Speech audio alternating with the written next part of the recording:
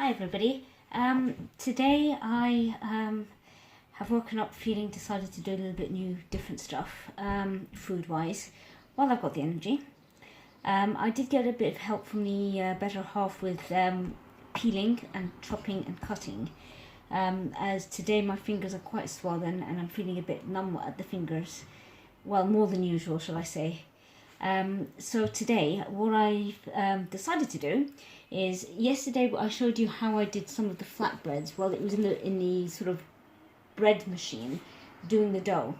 I had used a cup and a half self-raising flour with a cup of yogurt, Greek yogurt, and it was literally just the two ingredients, some salt, and it was kneading in there with the machine and proved. However, I didn't show the details of it because I did my recording while it was still kneading. It took an hour and a half in the machine and a little bit more on top. Now for those, I've had a few other people asking me after that, well, you know, what's the exact method of doing it. Now, if you don't have a machine, it literally is whatever cup size you use, you have to use equal amounts. So if you're going to use a mug, then it'll be a mug and a half of self-raising flour to a mug of Greek yogurt. If you're going to use a size like this, then it's a cup and a half of this to a cup of yogurt in the same mug. If you're going to be using, let's just see, a cup, not a mug, then it'll be a cup and a half self-raising flour to a cup of yogurt of this size. So I don't really usually weigh that much. If you don't have self-raising flour, with the fact that we've got all this pandemic going on, then what I would suggest is, if you've got plain flour, to use, for every cup you use of the plain flour, put 2 teaspoons, whatever teaspoons you use, of baking powder. So in a cup and a half self-raising, will then put 3 teaspoons of baking powder, and then you do the cup normal yogurt, Greek yogurt. Reason I say Greek yogurt, not the normal yogurt, is the Greek yogurt has a little bit thicker consistency and it has a little bit more of the probiotics in it, which acts like an instant yeast. So yes, even though you're using plain and adding the Greek yogurt, I'm still saying to use the baking powder in there because it needs that extra. Self-raising has already got the proportion in there, and it's a lot quicker if you can get your hands on self-raising flour. And if to refresh everybody's memories, I've got lactose intolerance, so there Sainsbury's, for example, do their own brand. A lot of people do lactose-free alternatives. I prefer the Sainsbury's lactose-free version. It's kind of a bit, it's the style. So even though it's natural yogurt, it's the style, so it's the thicker consistency. You can use proper Greek, the thicker, it doesn't matter what consistency. The thicker you are, it's still, I haven't tried it, but it's the style that I use. The cup and a half did 8 balls, but there's also a little trick that I forgot to mention. Previously, when I first started out doing all these breads and stuff like that, they used to get sticky in my hand when I'm trying to take it out of, sort of, to be able to knead it.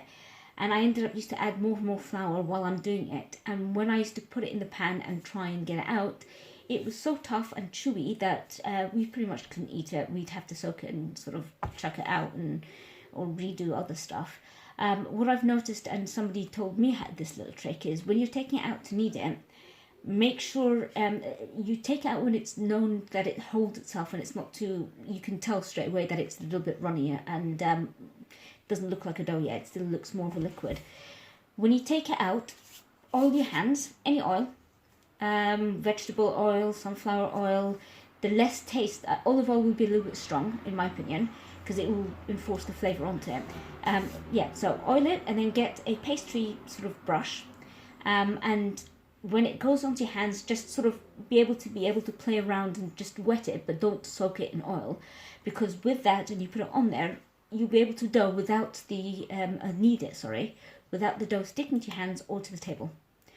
And at the same time, it doesn't build up on the consistency of using too much flour.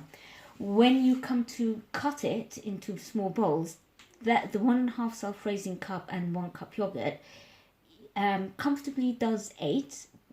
6 would be the minimum, I would say, if you want a really big one. The 8 would be medium size, or as you can see on the website, on Facebook, sorry, what the sizes are. I tend to go for 8, and it gives nice portion sizes. But with yesterday's cup and a half, I had some leftover balls. So what I did is I got a ramekin, sort of brushed it around with oil again, and covered it. Tea towel will be fine, covered it, and put it in the fridge. So when I've got it here, it's still the oil's consistency, and as you can tell, it doesn't stick to my hands and it won't stick to the table. And please do, before you do anything, I'm refreshing everybody's memory, wash your hands, scrub it. Even more so in this pandemic that some people tend to forget. Please do, if you've got rubber gloves and you want to use it, go for it, and chuck it out before you continue. But yeah, goodness gracious, I've already lost my breath. I need to slow down. What I'm doing with these 4 today, this would do 4 individual medium-sized flatbreads, but to make it slightly different, we don't have chili con carne today to sort of be able to use it as a dip. But what I'm going to do with this at the side, we were given corn as a substitute in our home delivery instead of mincemeat. It doesn't taste of meat as much as for those meat eaters, but for the consistency, it doesn't taste much, but it gives a nice flavour. It's not my first go-to instead of meat, but again, to be honest, it's good for my stomach, and I have digestive problems and malabsorption. This won't sit heavy on my stomach if I've got problems. I'm not a vegan, I do eat meat, but since my illness has come along, I've noticed that I've ended up going towards vegan, lactose-free options. Apparently that was my mum, probably just checking on me and seeing how I'm doing. Now, my nose is a bit runny, so what I'm going to do, get a tissue, wipe it, go wash my hands and come back, so we can be hygienic. So bear me 1 second while I wash my hands. And if you do hear me, I'm washing it with soap and giving it a nice good scrub.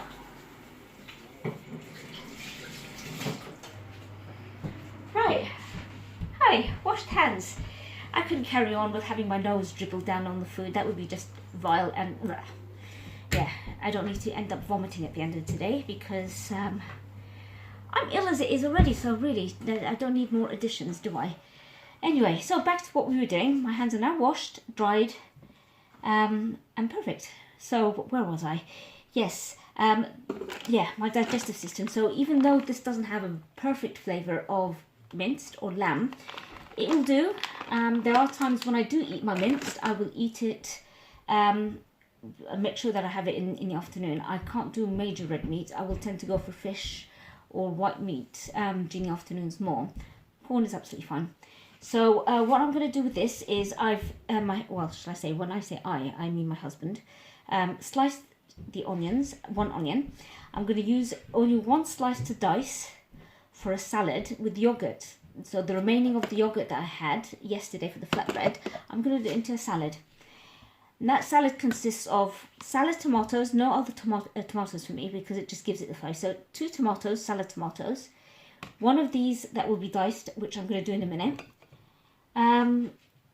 I used 1/4 of a cucumber, one of those whole big ones. I took off the skin because I can't digest it. I find that I can eat the cucumber from the middle, but I used to be able to eat the skin of it, but I can't anymore. That I don't reuse, unfortunately. I don't have an animal that can eat the skin. So I just sort of, unfortunately, we've got a food waste bag that goes in and it gets sort of recycled. So a 1/4 of a cucumber diced with the tomatoes. I'm going to put it in here while we're at it, actually, to show you. 1/2 cup of the remaining of the Greek yogurt, and I'm going to put it on, and I'm going to get a lovely spoon or something.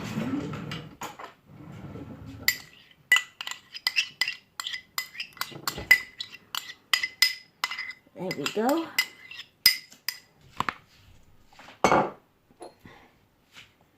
About 1/8 of a cup or 2 tablespoons of olive oil. Okay, So that's what it looks like so far. I'm going to give it a good mix. Now, let me just do this properly. Actually, I should dice the onions. Right, I'm going to put this is how it looks when it's mixed. Now I'm going to cut this piece of onion, dice it. So I'm going to put my flatbread back in the corner. I'm going to use a cutting board and I'm going to cut the slices even more. I'm going to do them quite thin. It does help when you've got a pair of hands that help you out. Because peeling and all that stuff would be so tiring. So there's my diced slice of onion, of the one onion. I'm going to put it in the salad just to give it a flavour. Now you can add more if you want, but we just don't. We just like it to give the kick of the onion in there. Give it a good mix. Now I'm going to use some salt, table salt, to give it some flavour. Get another teaspoon out of the drawer.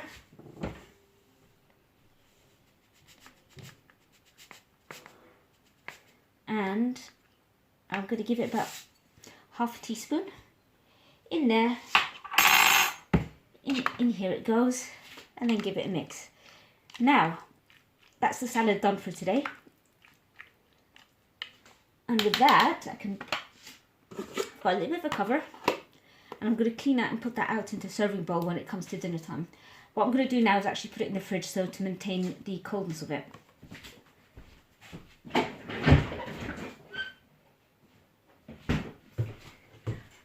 Sorry about that. Right, if you're not going to put yogurt, the reason I tend to put a lot of lemon on it, lemon juice, so salt and lemon.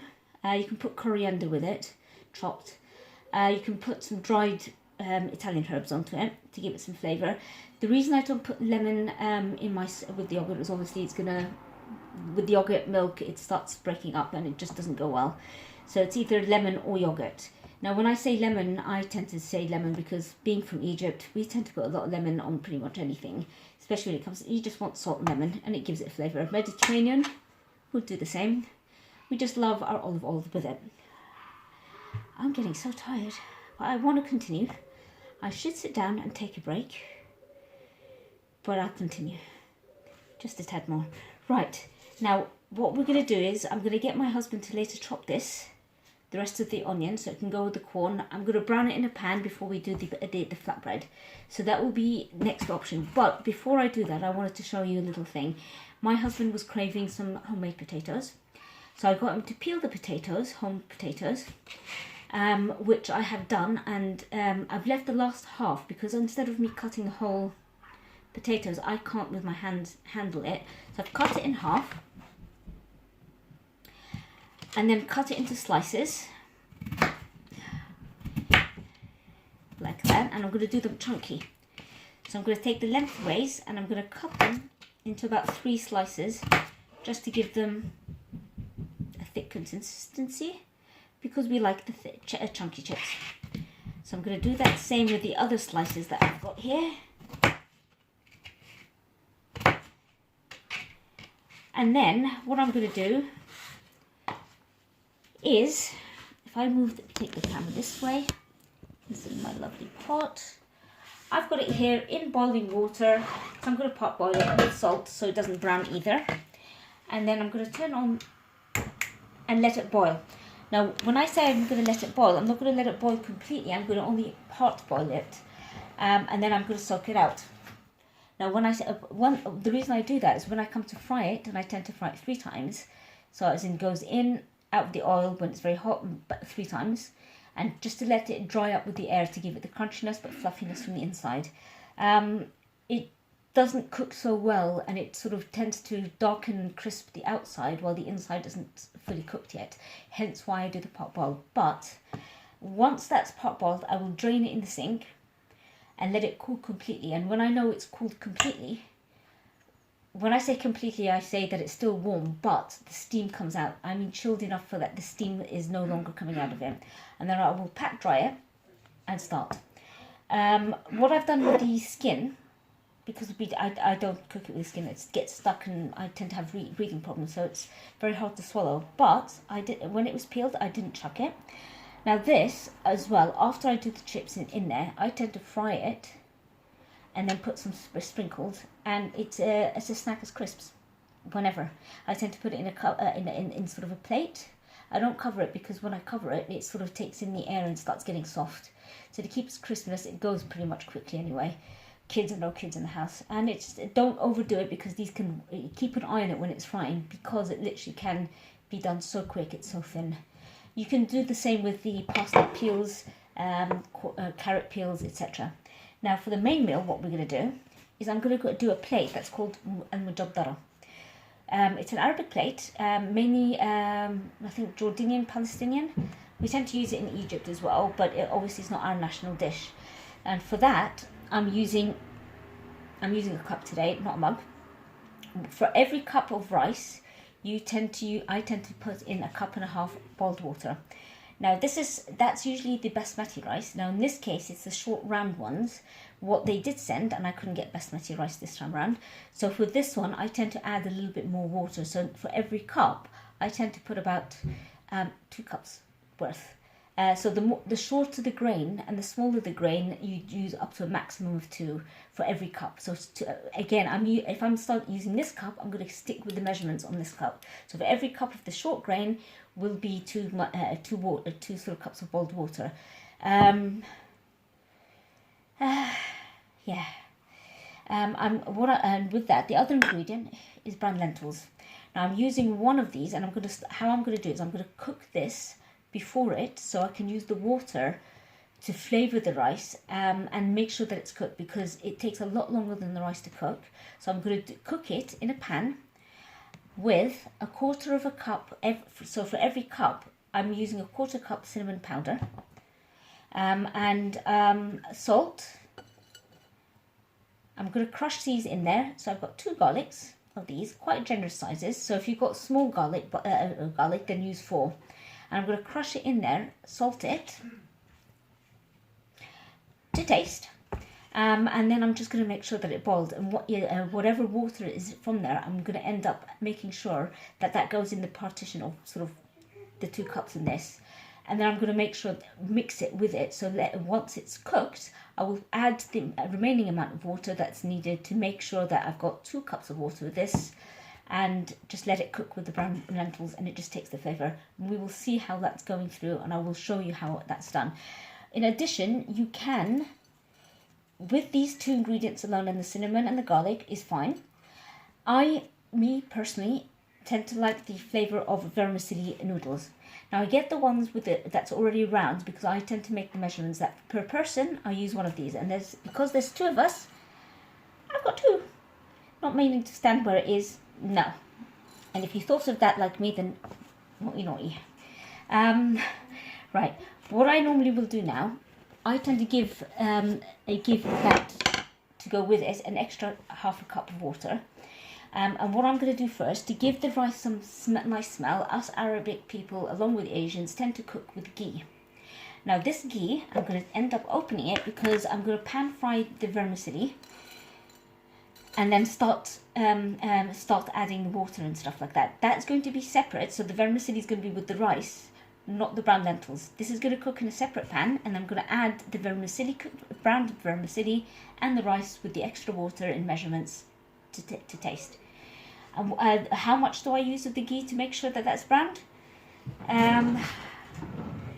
I would probably say a wooden spoon, which I'm looking for. I'll dip it, and that's the amount that I'm going to use for the whole amount. Okay, so first things first, I'm going to start with the brown lentils to start cooking it. While the potatoes are on there being part boiled, I'm putting it in a pan that has a lid, because it needs to be covered. Okay, so I've put the cup of brown lentils, and I'm going to put in the cinnamon. Put that aside. I'm going to get my garlic and the crusher. I don't need my fingers for these, so it comes in handy. I tend to use my middle pot. with struggle. Oh, wow. I can't chop them either. So yeah, take that out. Now for the second one. Oh, look, there's some. There we go, it's come out. In goes the second one. Oh, there we go.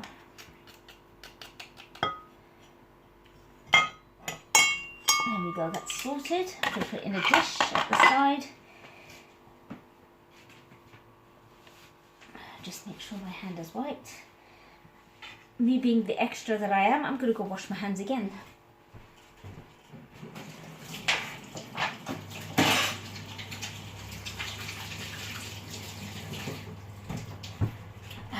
Sorry, I don't take my phone because I'm going to end up having to wet it and ruin it. And the number of times I've ruined my phone, I've lost count.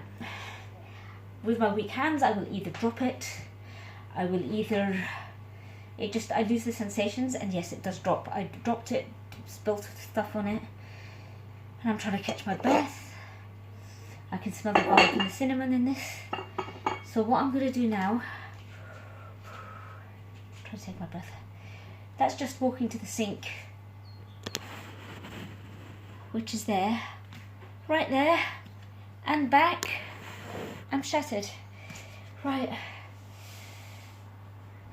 I'm putting enough of a full teaspoon in that. Now wipe my hands. Now you know why I keep constantly washing it. And what I'm going to do now is bring my kettle, which I've just boiled before we started recording. And I'm going to put one. The reason I'm measuring it is because I know how much water I'll be able to use after when it starts using it for the rice. So I'm putting 3 at the moment. It's going to drain down to about 1.5 cups, so I'll be able to use most of it at that stage. Now, I'm going to give it a good stir because at the moment, I'll show you what it looks like in here, but the powder is coming out quite a bit. So what I'm going to do, put this foam back, give it a good stir to let everything blend in.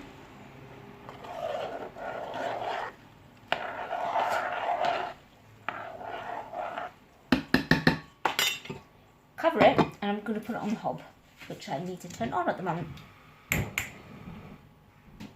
Right. Right, so that's 2 things on the oven being done. I'm going to put the rice and the vermicelli at the side. And I'm going to cook that now because I'm going to put these aside as well. Things that's going to go in the dishwasher later. Right, this mujadara, the rice with the brown lentils, tends to like fried onions at the top, but I'm going to be a cheat. And what I've done is this at the shop, because I can't be asked to do the remaining onions and fry it and stand. They were selling onions that already been chopped and fried and made crispy. So when that comes out, that's just going to go with it. And we've got the salad with the Greek yogurt in the fridge, so that will also be the main one to go with it.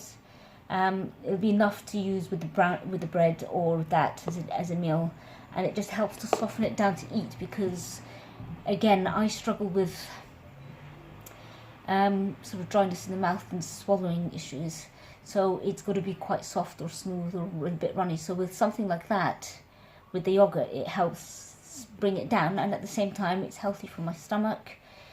I probably won't be eating much, but you know, I can't eat, and I've been told I've got to eat so many times. I'm also on TPN, which is total parental nutrition, so that's, I tend to put that feed through IV, through my hand in the arm overnight time. Now the reason I'm sitting here and leaning on the counter and talking to you so I can take a breath before we get on to the next one, which is the corn and the minced. Welcome to my world. I'm so tired. I'm going to go get my glass of water. It's on the other side.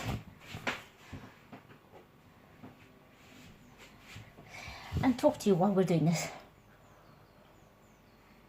Normally I would have probably taken about half an hour break at the moment, which technically speaking I should be doing, but the more I stay, the more I'm going to get tired and I'm going to end up getting really lazy. Right, the bolognese. Right, I'm going to get another pan.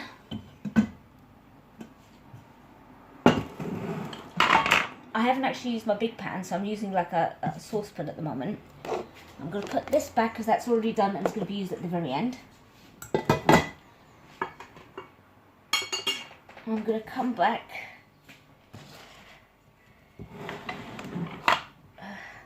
Oh, you know what? I forgot. Brain fog with fibromyalgia. Not the best. I'm going to get my husband to do that one because I'm going to struggle doing the rest of these in chopping. So what I'm going to do, I will take a break because I'm now getting really tired. I'm going to have a bit of a sit down. I'm going to pause this, get him to do that, and hopefully the potatoes would have been parboiled and I'd have drained them. So we can, or my husband will, I'll probably ask him to do it, because at this stage with boiled water it's going to be quite dangerous. If I sort of like get a spasm or something, it won't be quite good.